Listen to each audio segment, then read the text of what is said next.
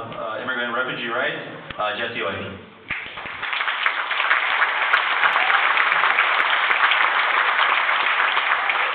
Hi everybody, thank you for coming, gracias por venir. This is something that our organization and member organizations across the country have been fighting. And the conversation has been changing. We see that they make a lot of money. Esas compañías hacen mucho dinero cuando encarcelan estas personas. What we've been working on is fighting these detention centers.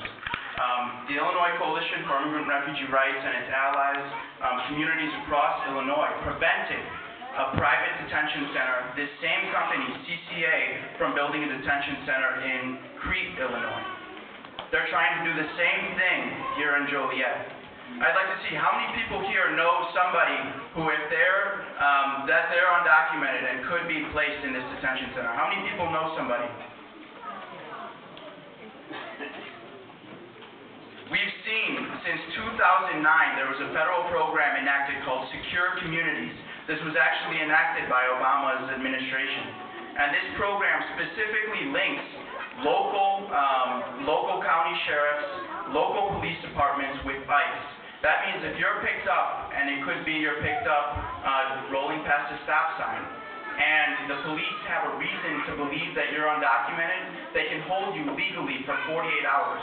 Within those 48 hours, ICE can come and put you in detention and eventually deportation. Since 2009, in Illinois alone, at least 56,000 parents have been deported in Illinois alone since 2009. What does that mean? That means that 80,000 children have lost at least one parent to deportation in Illinois. What does that mean for Joliet? It means that we're going to see, it doesn't mean that local police are going to be picking up more and more people. But what it means is that not only across these different counties, not only across Illinois, but in other states, we're going to see an increase in deportations. When they build a jail like this, what do you think they have to do once they actually build it? They've got to fill it. They've got to fill it. They've got a quota they've got to meet. What does that mean? That means it's going to pay a price on our families. It means that it's our communities that are going to see a negative effect. We're going to hear in just a couple minutes from the leaders in Crete who fought with us on this. Crete, for those of you who don't know, is majority white. They don't really have any Latinos in their community. But they fought on principle because one, it's a bad thing to fight, and two, because they knew of the economic downturn that it would mean for their city. ICRR and its allies have been fighting companies like this for a long time, and it's because we know that there's not just one reason, not just two reasons, not just three reasons that they try and build these detention centers here. So what we're here tonight is to kind of explain some of these numbers and also explain the personal testimonies of why it's important not to build a detention center here. Para que ustedes que solo hablan español, empezaron un programa en 2009. En 2009 empezaron a deportar 400,000 personas cada año de los Estados Unidos. Entonces hay compañías y cárceles como esta que están apareciendo por toda la nación porque necesitan detener y deportar toda esa gente. Pero las cosas están cambiando. Things are changing. What we're seeing on a national level is more of a need for comprehensive immigration reform. Obama actually enacted DACA. Do people know what DACA is? It's similar to what the DREAM Act would do. It doesn't provide a pathway to citizenship, but it actually provides students the ability to get a temporary Social Security number, get a driver's license, and a work permit. We're seeing this change across the country.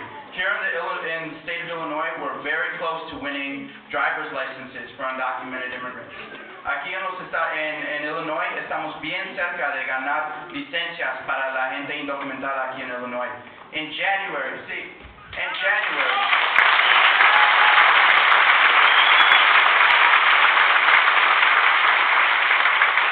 enero, el Cámara de Representantes van a votar para las licencias para la gente indocumentada. What this means that they're going to have a lot less people to deport. It's going to be a lot harder for them to fill a detention center like this. And the reason is because now through DACA, we've got undocumented students who can actually not get deported now. We've got folks who are majority picked up because of driver's license, because of not having driver's licenses, are going to have a driver's license. So now what we're talking about building is something that won't actually get filled. Because on a national level, we're talking about comprehensive immigration reform, which 10 years ago wasn't even possible.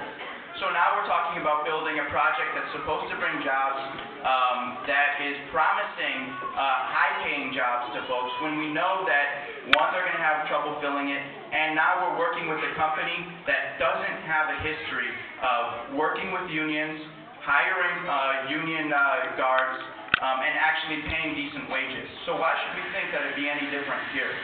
Estamos aquí hablando de una compañía que tiene una historia de maltratar la gente que está detenida, los inmigrantes, y también cómo tratan la gente que están trabajando ahí. Ellos prometan que van a tener nuevos trabajos, que son trabajos que van a pagar bueno, pero sabemos, ellos tienen una historia de cómo tratan la gente. ¿Por qué van a hacer algo diferente aquí? We know that they're not going to do something different here. So why should we be tricked into something different? We've seen this happen across the country. So before I let the leaders from Crete come up to kind of share their fight in actually winning preventing CCA from building in their town, this for-profit company, I'd like to share that they're talking about building jobs here in Joliet. But what is that at the cost of? On the state level, we actually came very close to passing a piece of legislation. We lost by one vote in the House.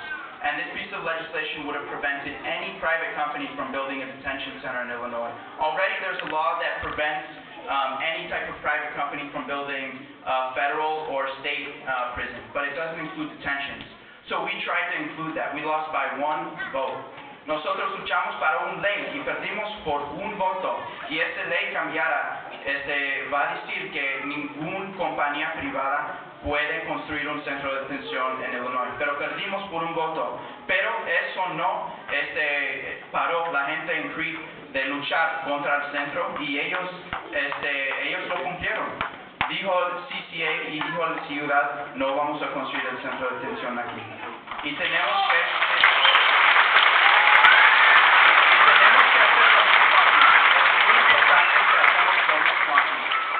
So, when they're talking about actually building, actually bringing jobs here, it means that both Tri-County and Jefferson County, which rely heavily on ICE detainees, are going to have to shut down because they're no longer getting those detainees. They're all of a sudden going to be centralized in one place here. So while we're talking about bringing jobs here, it means that two other counties in Illinois are going to lose more jobs. So we're talking about how this is such a great thing for Joliet, not basing the fact that it's actually going to be destroying our families, not just here in Illinois, but in other states. But we're also going to be stealing jobs from other places in the state. So this is a company that has a history of playing people off of each other, and here we're entertaining the thought of actually bringing them here. I say no. Yo digo no. Yo digo no.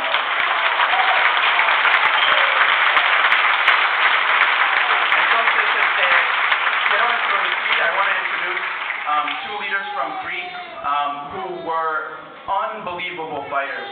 Estos docentes, los docentes, Sarah y Bernie, son luchadores bien bravos en Crete. Ellos estaban bien duros.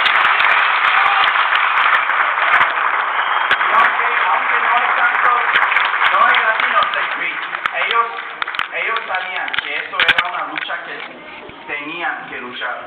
Y aquí están con nosotros, aunque ella no está en cárcel. Ellos no son de ICE, la migra, no. Pero querían representar que todos nosotros aquí estamos a luchar. Y ellos están con nosotros. Como ellos ganaron en Crete, van a ayudar a nosotros aquí en Joliet.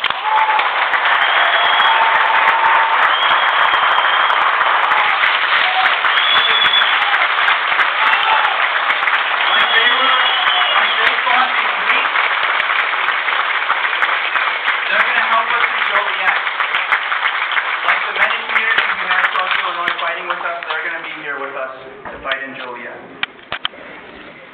Just here. why we're here. You are not alone. We stand with you as a journey. We're going to tell you a little bit about the journey.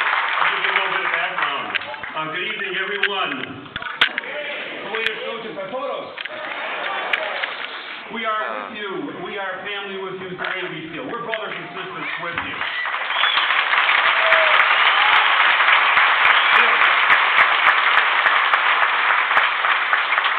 When we learned about the detention center that was going to be built in Crete, our reaction was shock. Absolute shock, to be honest with you. So what we decided, we said, well, what are we going to do about this? What are we going to do about this type of project in a community like Crete, a small town of 8,000 people? The Crete political leaders, we had found out, had actually been negotiating with Correction Corporation of America, a company that has been already described to you with its type of tactics and its policies. The Crete political leaders had been negotiating with CCA for months. And we were lucky to find out about it. We had some two very opportunistic people who helped us. One of them, I know for sure, is here. Sister Juanita, would you please stand?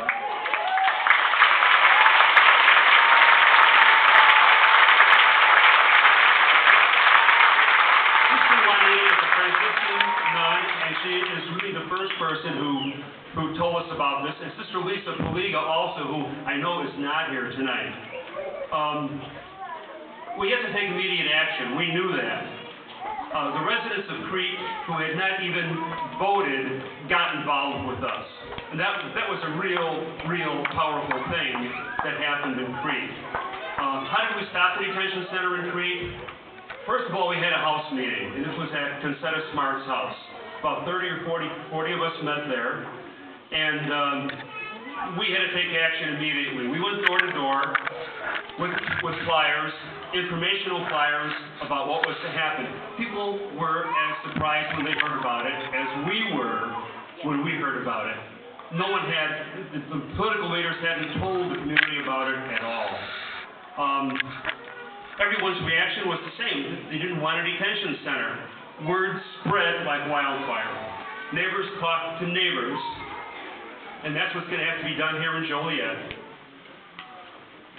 People came to the city council meetings. They packed the city council meetings. They spoke up. They contacted all the politicians involved, particularly the leaders in Crete. They called them relentlessly, and they visited them relentlessly. They went to all of the council meetings. They did not take no for an answer when they had appointments scheduled. They phoned and they visited. The main focus was the Crete leaders, but we also contacted our congressman, who was very, very helpful. Congressman Jesse Jackson Jr., as a matter of fact, who was behind us all the way right from the beginning. Other politicians came on board much slowly. Illinois state representatives and state senators, I don't have to mention their names, but eventually they joined us in our fight. Thousands of people in a town like Crete of 8,000, thousands of people signed petitions. It was amazing. The residents knew the issue was bigger than Crete, but that would also affect Crete directly. We learned that people will get involved. Will you, here in Joliet?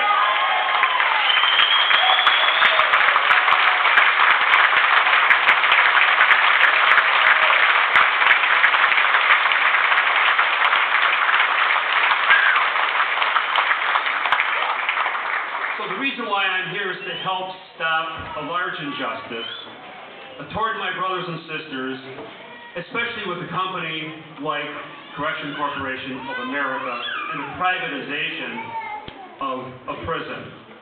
So this is your opportunity really to take your city back and govern it as a democracy.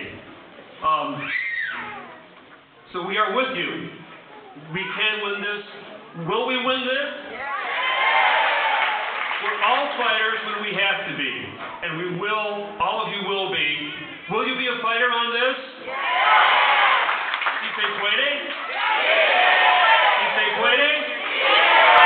Si se puede?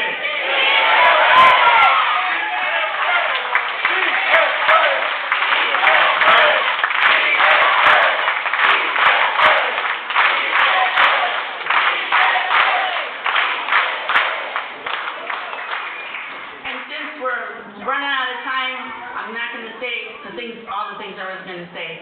Just that we stand with you and leave you with a quote from Gandhi. Because I lived through this, and so did everybody involved with our team, which was a lot. Make sure you reach out to everybody. This is not only about Joliet. This is a big issue. So make sure you you gotta change Joliet leaders' minds, but it's not that simple. It's not that small. We could be a beacon of light to the rest of the nation by what happens here, and we should blow it out of the water so everybody hears about it. Anyway.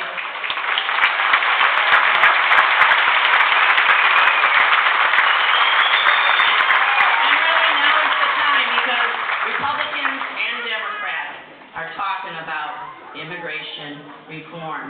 Now's the time to make sure all your voices are heard. Put the fears aside, just speak up. And Gandhi says, first, they ignore you. And that happened to us a lot.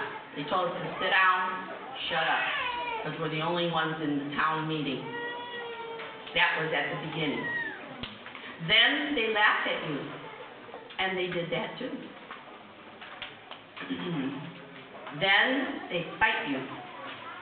There's a lot of that going on too. Then you win.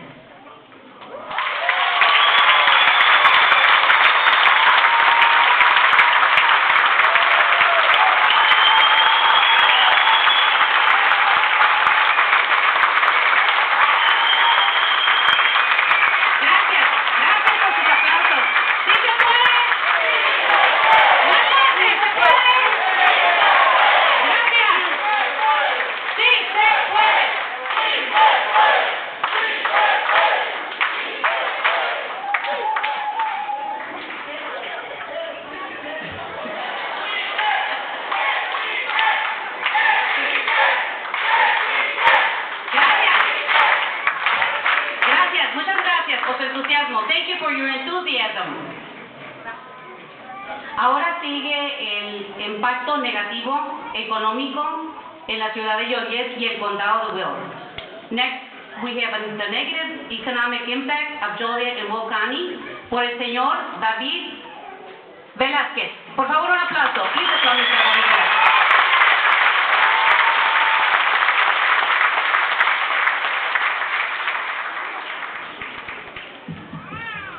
Good evening, everyone. My name is David Velázquez. Buenas noches, mi nombre es David Velázquez. I am here because I am an immigrant.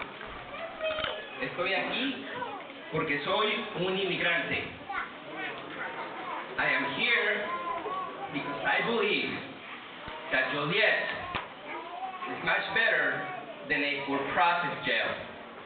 Estoy aquí porque yo creo que Joliet es mucho mejor y más que una cárcel con fines de lucro. I am here because it's my civic duty. And I owe it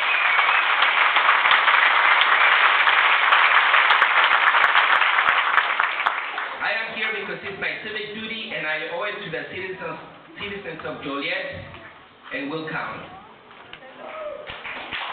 Estoy aquí porque es mi deber cívico y porque se lo debo a los ciudadanos de Joliet y del condado de Will.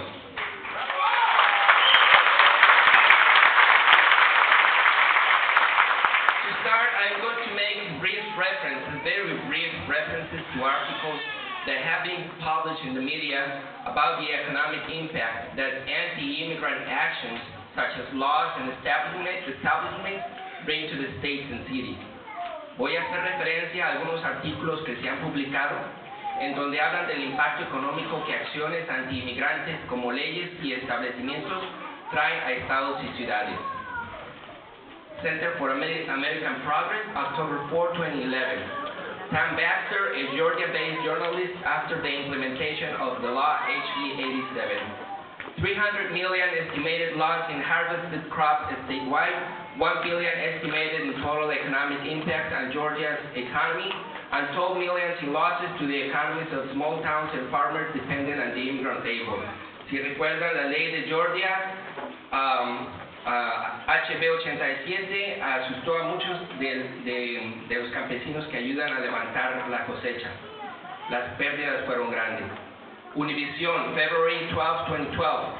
Study by Dr. Samuel Addy, an economist at the University of Alabama, looks into the costs and benefits of Alabama HB 56 immigration law and finds that the legislation is actually rather costly to the state.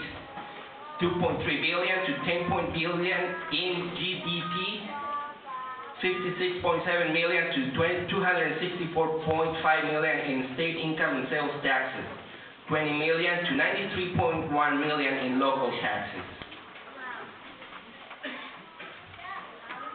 Even though Joliet is not implementing an anti-immigrant law, the fear of living and working close to a detention center supported by the Immigration and Customs Enforcement Office, ICE, is imminent, and it prompts entire families to mobilize and leave everything behind in the city or town where the center or jail is built. Aunque Joliet no está implementando una ley anti-inmigratoria, el miedo de vivir y trabajar junto a un centro de detención apoyado por el Departamento de Inmigración es eminente y hace que familias enteras se movilicen y dejen atrás todo en la ciudad donde el centro o cárcel es construido. But who exactly are these families, these individuals? You may ask yourself, because all we know is that they are undocumented. Pero, ¿quiénes son estas familias? Estas personas, se preguntarán. Porque lo único que sabemos es que son indocumentados.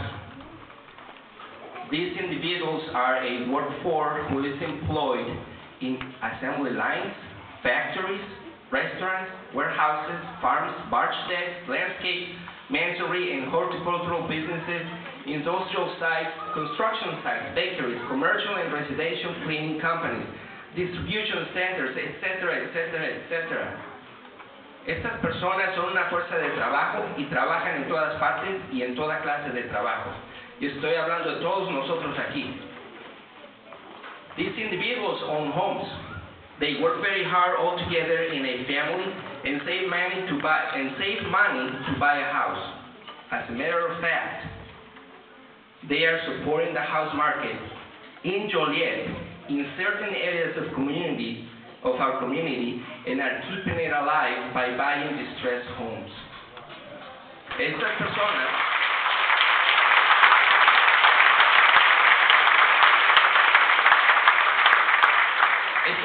son dueñas de casa. De hecho, son los que mantienen el mercado de la vivienda en vida en algunos lugares de nuestra comunidad. These individuals are welcomed by the IRS with an individual tax identification number to report and pay taxes. Well, everybody knows that the IRS welcomes everybody, right?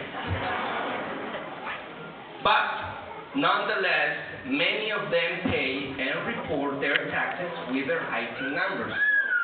Estas personas pagan impuestos al IRS con sus números ITIN, ¿sí o no? Some of these individuals are business owners, believe it or not. I know some who own retail shops in Joliet, some who own mechanic shops, and some who own landscaping companies in Joliet. Algunas de estas personas son dueños de negocios. These individuals are a consumer force.